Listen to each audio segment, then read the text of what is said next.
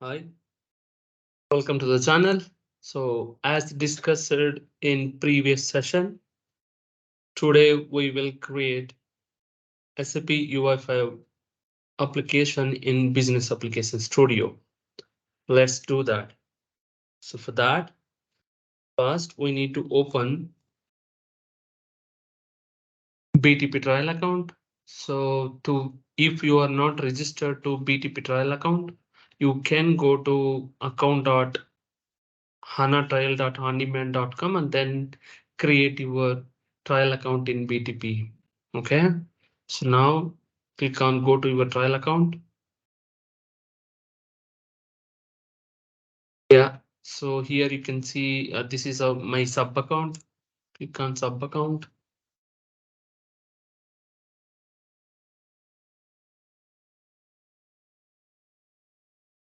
And then go to services on the left hand panel, service marketplace.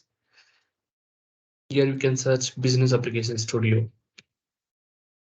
Okay, so initially, if this Business Application Studio is not installed, like not enabled inside BTP cockpit, you can just create it and then it will create instances and then it will subscribe to the service. Okay, and once that is done, you can click on go to application.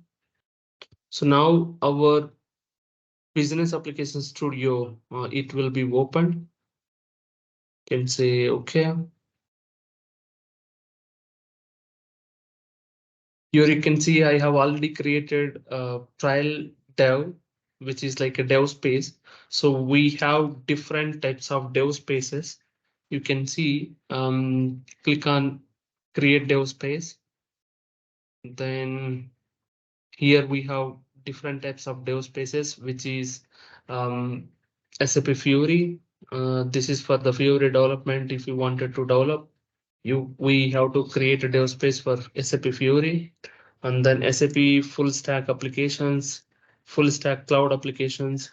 If we wanted to create any CAPM services, you need to select this, and then this is for the mobile applications.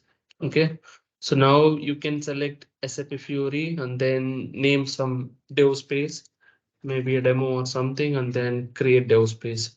Once you do that, your trial dev space will be created, and if it is not running, you will have to enable it.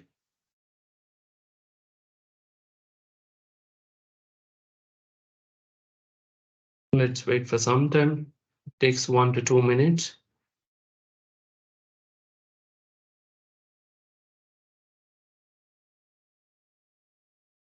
So in older SAP Cloud Platform, we used to have Web IDE. So that was available from the SAP side to create the Fiori applications.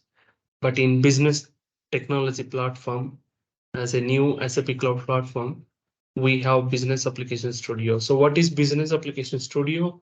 Business Application Studio, they have extended Visual Studio. So it is just like another Visual Studio. Yeah. So now Business Application Studio is running.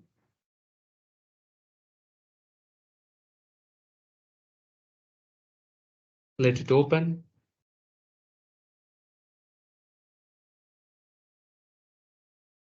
So it is loaded.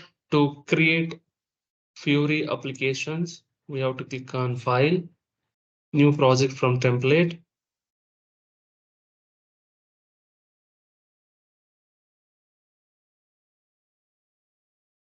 SAP Fiori applications.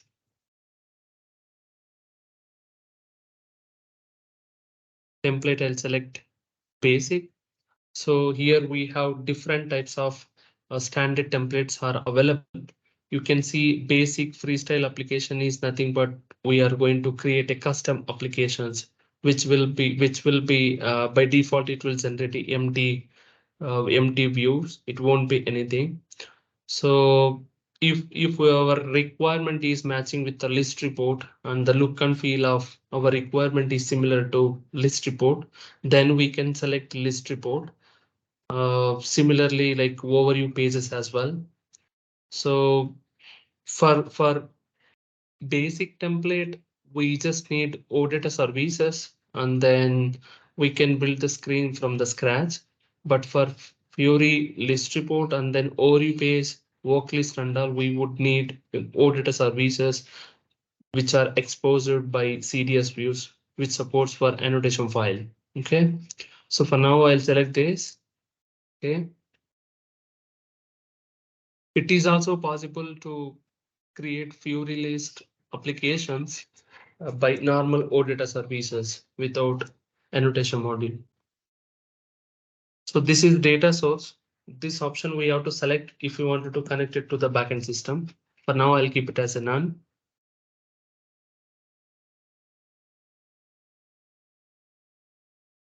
Every time whenever we select here any option, it will generate code dynamically. So that's why it takes some time. So this will be our view name. I'm giving it as a main. This is our module name. You hello world.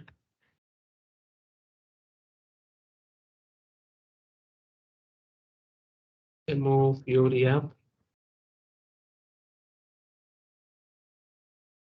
This is application namespace. We'll give com.me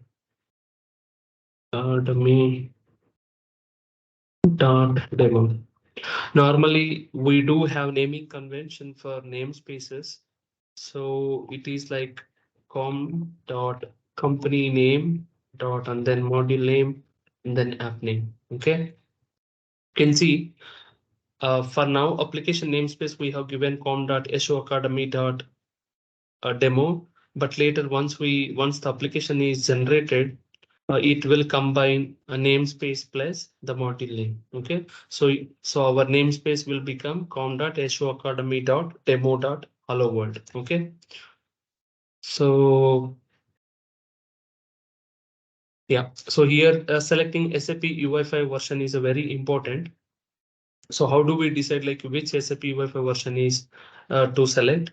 So it is very much simple. If we are creating application for on-premise system, whenever we create an application, we will be deploying to the CF or on-premises for our system. Yeah.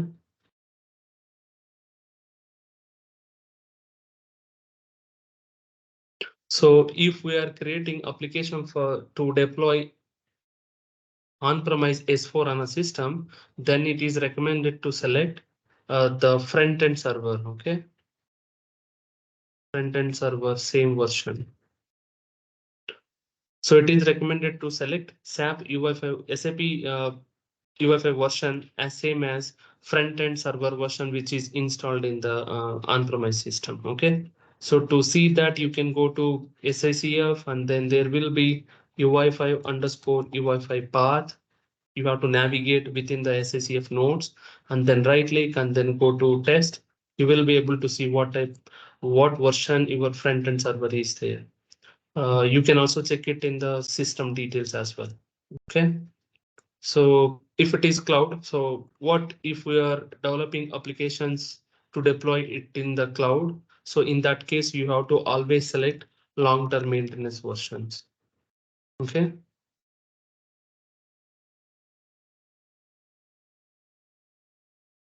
So how will you know whether which version is long-term maintenance and which version is out of maintenance?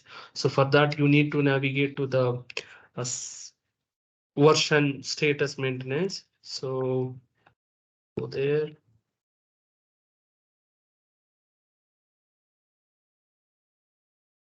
This is the URL which will have list of SAP UI5 versions. You can see 1.1.108 is long-term maintenance and there is a 1.71 as well. Okay, so we are not supposed to select this because it is going to end in 2024. Yeah, so this is how you can decide. And then again, once you decide the version, you have to cross check your front-end server which is installed in the cloud as well. Okay, so for now I'll select it as a 1.71. Yeah, so let's go one. You can also type it here. 1.71. 1.57. Okay, so what is 1.7, 1.57? Okay, so there is a meaning for that. 1.7, 1.57, right? 57, yeah. So this is major version. This is version actually. This indicates for the version whether it is first version or the second version. If there is any um, if there is any major differences between the previous version or the current version, then they will move from first version to second version. So they are going to change the first number. Okay, they are going to increase the first number. And then what is 7.1? 7.1 indicates for the minor changes. Okay, so when compared to previous version, if there is any minor changes compared to the previous version in the current version, then they are going to move from 71 to 72. Okay, and what is this 57?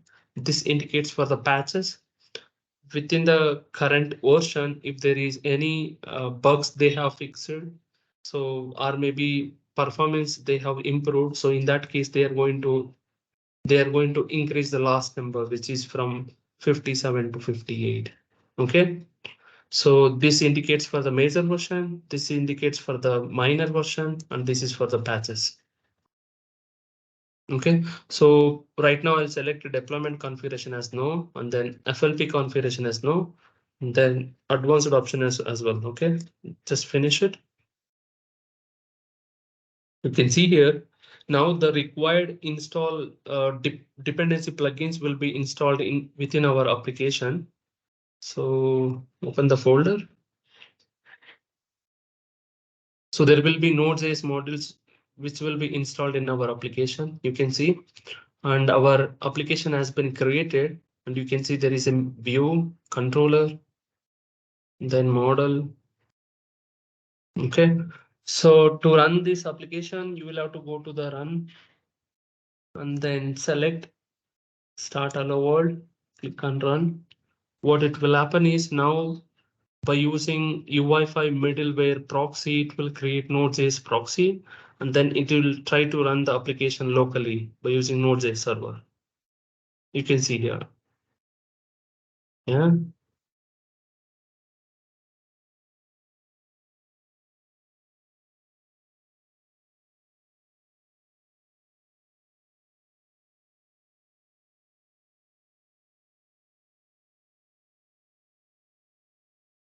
there we go. Okay, demo Fiori app. So this title is coming from the main view. You can check it here. Okay, so this is referring to the I18 model. So I'll talk about later what is I18 model and why we are giving properties in the I18N file and all. Okay, so that's all for today.